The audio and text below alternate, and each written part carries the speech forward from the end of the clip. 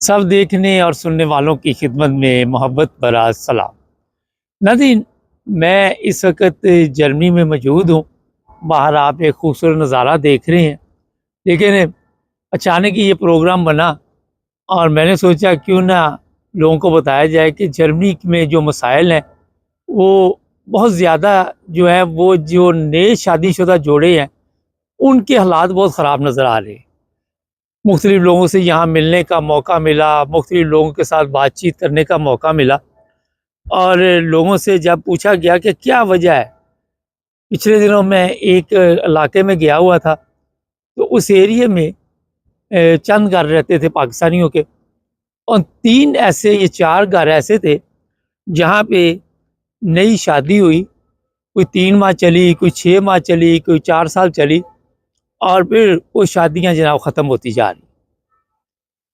इसकी वजह क्या है? मैंने इस बार जब रोशनी डाली, कुछ रिसर्च की जो मेरी समझ में थी, तो पता चला कि जो नई नस्ल है उनमें खुद एतमादी नहीं है, वो खुद फैसले नहीं कर पाते कि मियाँ बीवी में कोई भी अगर बातचीत करनी है तो आपस में बैठकर उन मसाइल का हल सोचना चाहिए। लेकिन जो सबसे बड़ी प्रॉब्लम आई जो मेरे इल्म में, कि अगर लड़का है तो वो भी माँ से फ़ोन पर हदायत लेता है, लड़की है वो भी माँ से पूछ कर कि आज उसने ये कहा। लड़के की माँ की तरफ से फिर लड़के को समझाया जाता है, लड़की की माँ की तरफ से लड़की को समझाया जाता है। किसी जगह तो पूरी पूरी टीम ऐसी है कि वो इनके मामलात में वो दखल अंदाजी ना भी करे तो ये खुद उनको दावत देते हैं कि हमारे ये मसाइल हैं। इस तरह आप अंदाज़ा लगाएं कि जो मियाँ बीवी के मामलात है वो घर खुद नहीं चला पा रहे। जो पाकिस्तान से लड़के आते हैं वो काफ़ी बेहतर है इनकी निस्बत, मगर उनके साथ ये लड़कियां नहीं चल पा रही। वो क्योंकि पाकिस्तानी जो आते हैं उनके माली हालात ऐसे होते हैं जिसकी वजह से वो भी रिश्ते नाकाम हो रहे। अब अगर हर मशवरा आपने अपनी लड़की ने अपनी अम्मी अबू से करना है, लड़के ने अपने से करना है, तो वो किस तरह सिस्टम को चलाएंगे। फिर बच्चों के मामला आते हैं, वहाँ पे भी मैंने देखा कि तवज्जो नहीं दी जा रही। जब आपस में आपके तल्लुकात अच्छे नहीं होंगे तो बच्चों के मामला किस तरह आप ठीक कर सकते हैं। आज के दौर में अगर आपने किसी बच्चे या बच्ची की शादी करनी है तो काफ़ी अखराजात उस पर आते हैं। अगर इंग्लैंड की बात करें तो वहाँ भी महंगाई है, यूरोप, पाकिस्तान, हर जगह पे पैसे खर्च होते हैं। लोग 40-40, 50-50 हज़ार पाउंड या यूरो लगा के ये रिश्ते कर तो देते हैं, लेकिन ये रिश्ते चल नहीं पा रहे। चलते इसलिए नहीं, वो पैसे गर्क हो गए। बाद में किसी ने कोई क्लेम किया हुआ हक महर का, किसी ने कहा ये जेवर मेरा है, किसी ने कहा ये चूड़ियाँ मेरी है, किसी ने कहा मैंने खुला दिया था, किसी ने कहा मैंने तलाक दे दी है, और ज़्यादा ये ज़िदबाजी में चला जाता है।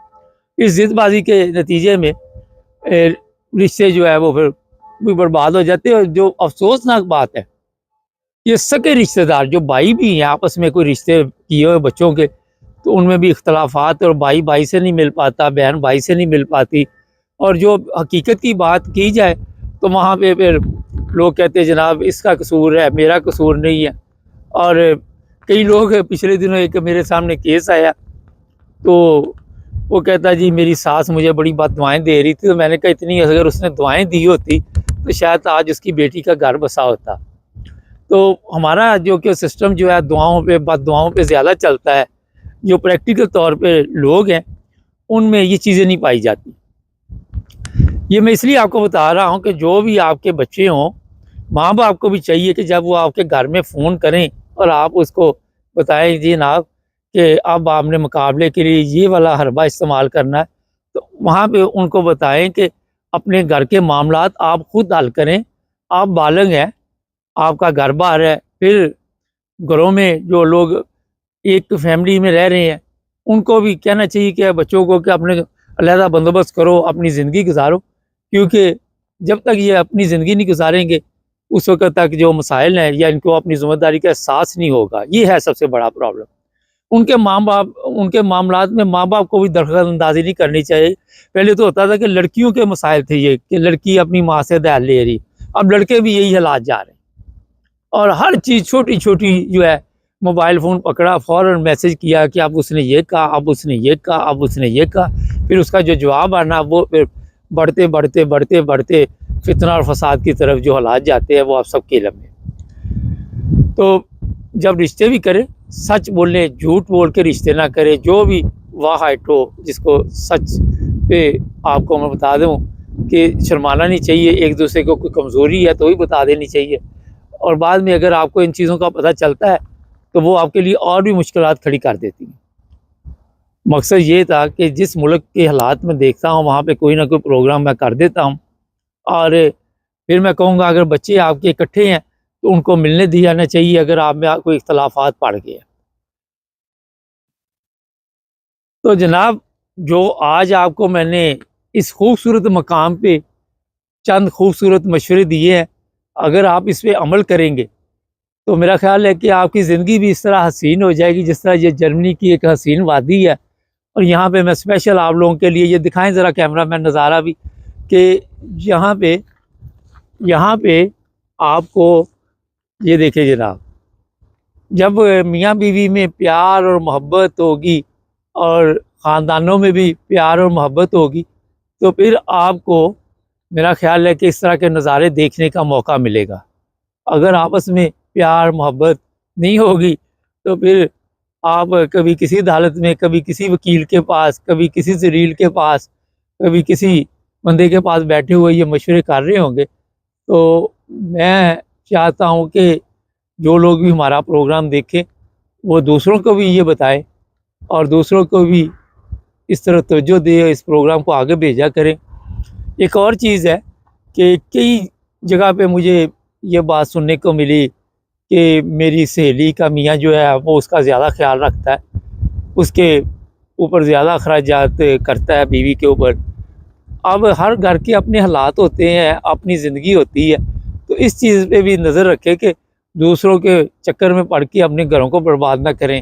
अपने बजट के मुताबिक ज़िंदगी गुजारें, जितना आपका बजट है मियाँ का ख्याल रखें। और मैंने आपको कई प्रोग्रामों में बताया कि 2-4 चीज़ें ऐसी हैं, मैं नसीहत हमेशा करता हूँ कि घर में जब तक आप खामद को सरबराह नहीं समझेंगी, और फिर कई घरों में ये प्रॉब्लम हुई है कि माँ बाप जो है, माँ की हुकूमत होती है घर में, वो लड़कियाँ समझती हैं आके कि इसी तरह यहाँ भी सिस्टम चलेगा, मगर वो चलता नहीं है, वो सिस्टम चलता नहीं है। और लोगों के लिए फिर मुश्किलात पैदा होती हैं, क्योंकि वो चाहती है कि जिस तरह मेरे बाप ने कुक्कड़ मान के ज़िंदगी गुजारी है, इसी तरह ही मेरे मियाँ को भी मैं मुर्गा बनाऊँ। अब वो मुर्गा नहीं बनता और फिर घरों में और मसाइल शुरू हो जाते हैं। तो इस्लामी तालीम भी यही है कि आप के घर का सरबराह खामद है, मर्द है। तो ये जितने केस मेरे सामने आए, उनमें ये भी बहुत बड़ी बर्बादी की वजह है कि घरों में औरतें सरबराह है। जिस घर में औरत सरबराह है, वहाँ का वैसे ही खाना ख़राब है, आज या 10 साल बाद है या 5 साल बाद है। फिर मैंने ये भी देखा है, लड़कियों की ज़ुबानें बड़ी लंबी है, उन्हें भी कंट्रोल करना चाहिए। हर चीज़ में बहस नहीं करनी चाहिए। खामद काम से आया है, आपका काम है उसके खाने पीने का बंदोबस्त करे, चाय का बंदोबस्त करे। जब वो काम पे जाने लगा है तो उसके लिए बाकायदा तौर पर उसका, यहाँ तक मैंने चंद घरों में देखा, जूता तक पॉलिश करती हैं लड़कियाँ। वो घर बड़े अच्छे चल रहे हैं और उनके कपड़े इस्त्री करती हैं, प्रेस करके वहाँ पे बाकायदा तौर पे उन्हें बताती कि ये लिबास पहने। ये छोटी-छोटी चीज़ें होती हैं जिसकी तरफ अगर आप तवज्जो दें तो आपके घर जो है वो, मेरा ख़्याल है कि एक ज़बरदस्त माहौल पैदा कर सकते हैं। फिर जब आप ऐसे फ़ैसले करते हैं तो बाद में आपके बच्चों के लिए मुश्किलात पैदा होती है। ये नज़ारे भी आपने देख लिए। नज़ारे ये दिखाने का मकसद ये था कि खूबसूरत ज़िंदगी उसी वक़्त बनती है जब मियाँ बीवी में प्यार और मोहब्बत हो। अगर नहीं है तो फिर जनाब घर जहन्नम बन जाते हैं। फिर इस तरह की खूबसूरत ज़िंदगी या इस तरह के खूबसूरत नज़ारे आपको जनाब कोई फ़ायदा नहीं देते। चैनल को सब्सक्राइब करें, जुड़े रहें हमारे साथ।